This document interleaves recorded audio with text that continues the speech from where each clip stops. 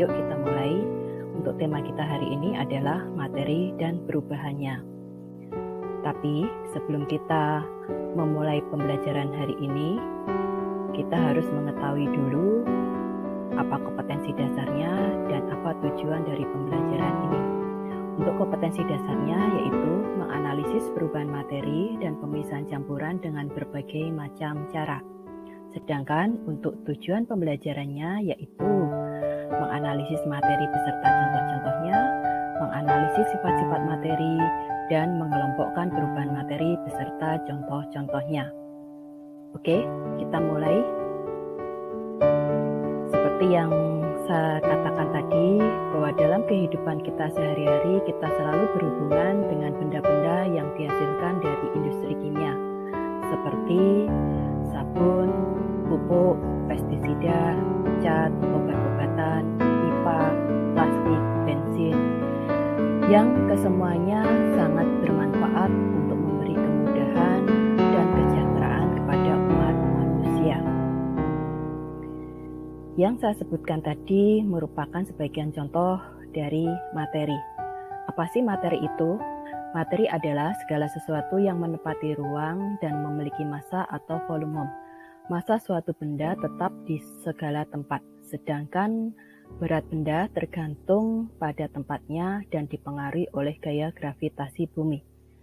Sebagai contoh yaitu berat suatu benda di bulan hanya sekitar 1/6 dari berat benda di bumi. Karena gaya gravitasi bulan adalah sekitar 1/6 gravitasi bumi. Massa suatu benda akan berkurang jika materi penyusun benda itu bertambah atau berkurang. Materi di sini juga mempunyai beberapa sifat, yaitu sifat ekstrinsik atau ekstensif dan sifat intrinsik atau intensif. Kita akan bahas satu persatu. Untuk sifat ekstrinsik adalah sifat materi yang bergantung pada jumlah zat, misalnya massa, bentuk, panjang, volume, ukuran, suhu, dan kandungan energinya. Sedangkan sifat intrinsik adalah sifat materi yang tidak bergantung pada jumlah zat.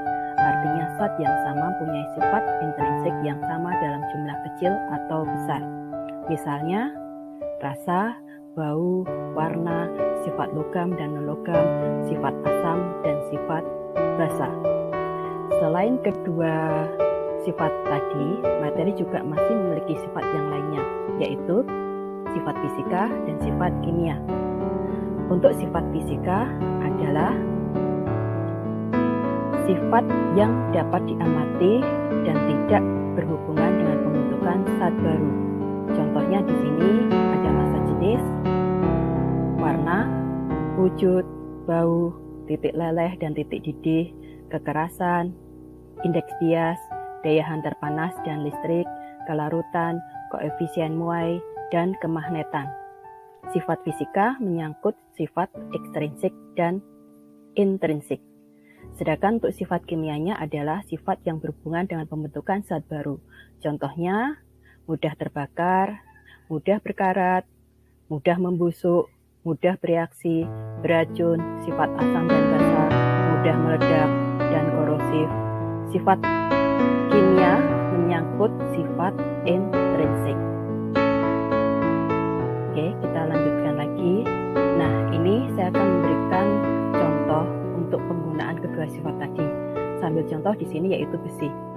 Besi memiliki sifat fisika yaitu wujudnya padat, konduktor, warnanya hitam atau abu-abu, sedangkan untuk sifat kimianya itu mudah berkarat. Nah, kalian bisa mengambil contoh yang lainnya dari benda-benda yang ada di sekitar kalian.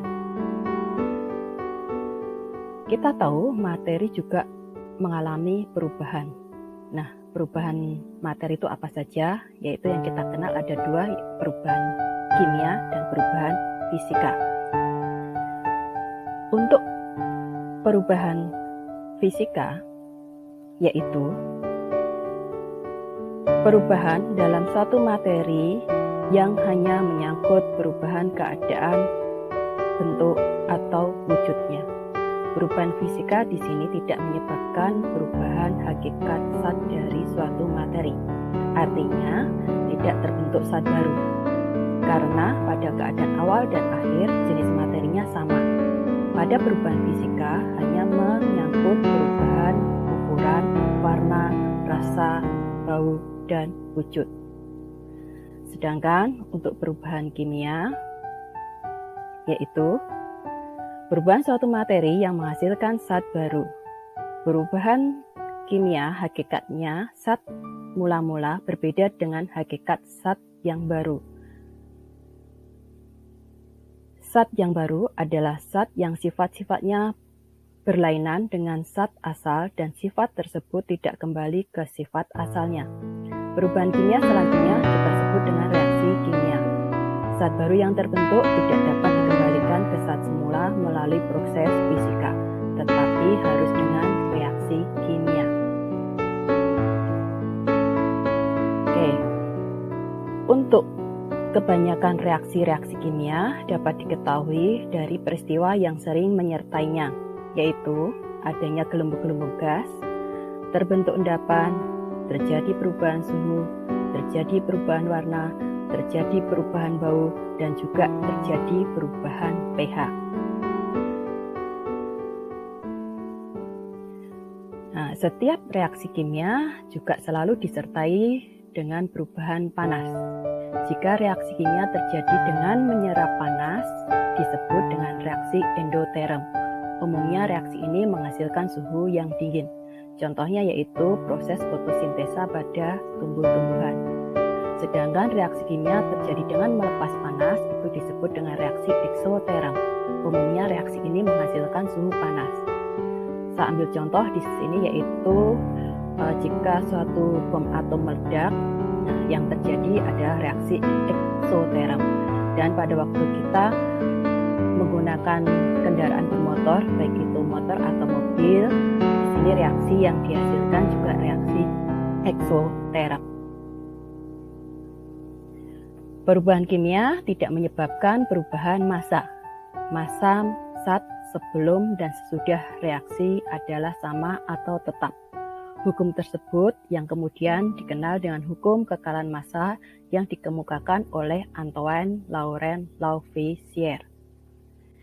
Oke, untuk pembahasan kita hari ini cukup. Nah, untuk mengetahui pemahaman kalian terhadap materi yang baru kita bahas ini, kalian bisa menyelesaikan tugas ini secara pribadi maupun berkelompok dengan teman-teman kalian. Silahkan diskusikan.